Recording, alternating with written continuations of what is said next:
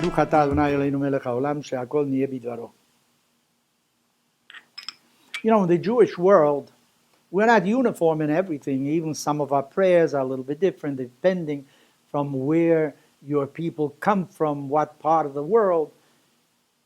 Among Ashkenazic Jews, Jews that come from Poland, from Germany, from Hungary, Czechoslovakia, 4 times a year we recite a prayer that is called Yizkor.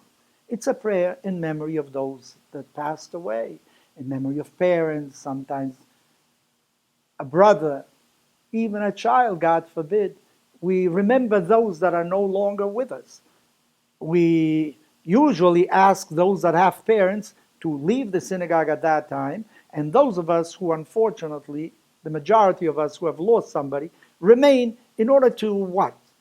To remember, in order to think about the lives of those people that matter to us, how they influenced our lives, what the significance of their years in this world was.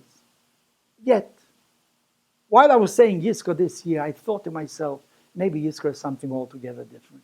It's not really about them, about those that died. It's really about us, those that remain alive.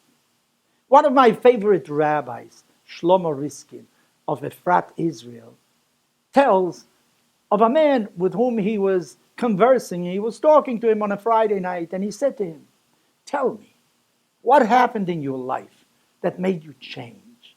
You became a philanthropist. You do much for the community. It wasn't always so." Well, the man replied and he said, "You know, for the first 40 years of my life, I was dedicated to make money, create companies, have more and more every day. One day, I was in Aspen, Colorado. I was on a ski lift, and suddenly, some very strong winds started up, and I thought that was the end of my life. You know, to tell you the truth, Rabbi, I wasn't even afraid of dying. But suddenly, a thought passed by my mind, and it said, who would care if I die? Well, I replied, probably my mother. My mother would care. But then again, I thought, my mother would probably have cared had I died 6 months after I was born. So what happened to all the 40 years that I lived in this world? I realized that I didn't matter to anybody. And I said to myself, if I come out of this alive, I am going to start life all over again. And this is how I started. After I descended from that ski lift, I said to myself, this is the first day of a new type of life. I am going to become involved. And he became a philanthropist. He did many things. Well, not all of us have the means to become a philanthropist.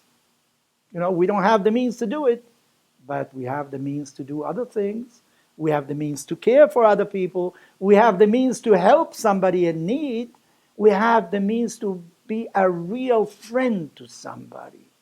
Think to yourself, what is going to be written on your stone head? What will they say? Was born, ate, and died? Is there something else they'll be able to say of what impact you had on society, of what you did for somebody, of what you did for your community? Think about it.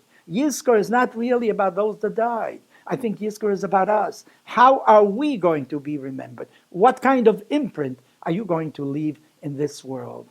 Well, every day, by whatever you do, you're writing a new page in your biography. Make sure that your autobiography has significant pages, has things that by which you will be remembered because you affected society. And this way, I think all of society will certainly become a better place to live in.